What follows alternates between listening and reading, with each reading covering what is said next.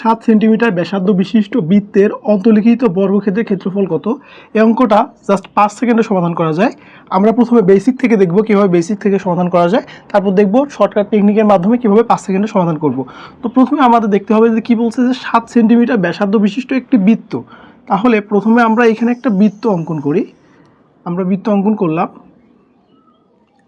এখন আমাদের কি বলছে, যে বৃত্তের মধ্যে একটা কি থাকবে, অন্তর্লিখিত বর্গক্ষেত্র থাকবে। একটা আমরা বর্গক্ষেত্র অঙ্কন করি।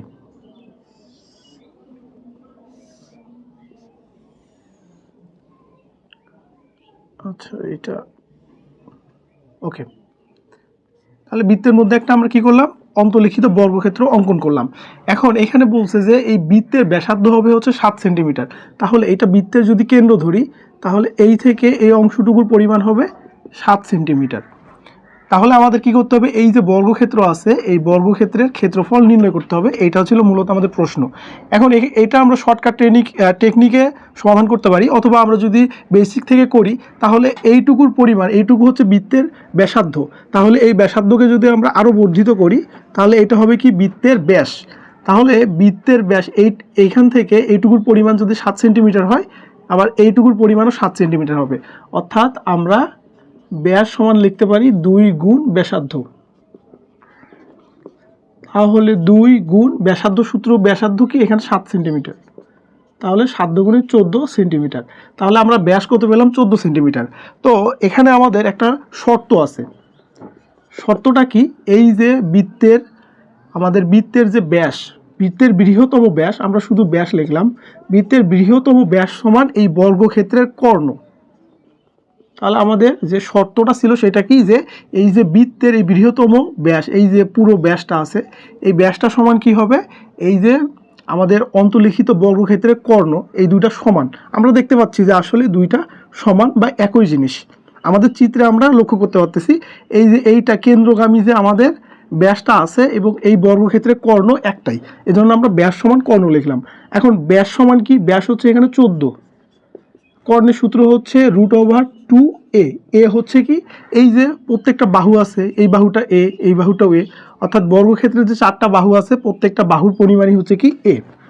এখন আমরা এখান থেকে এর মান বের করে নিব। এ সমান কি হবে, 14/√2। এটা আমরা এই পর্যন্ত রেখে দিলাম।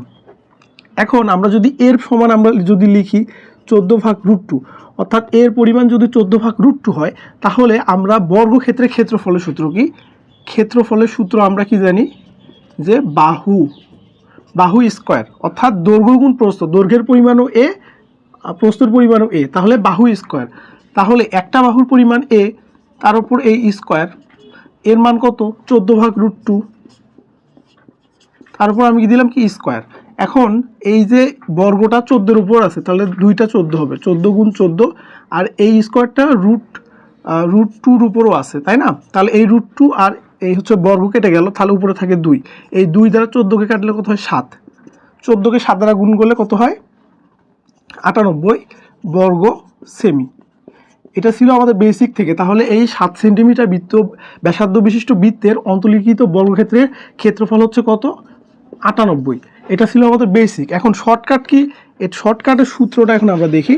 শর্টকাটের সূত্র হচ্ছে, আমরা ডাইরেক্ট হচ্ছে ক্ষেত্রফল লিখি। ক্ষেত্রফল সমান হচ্ছে 2, যেহেতু r দ্বারা প্রকাশ করতেছি, 2r²। আমাদের সূত্র হচ্ছে 2r²।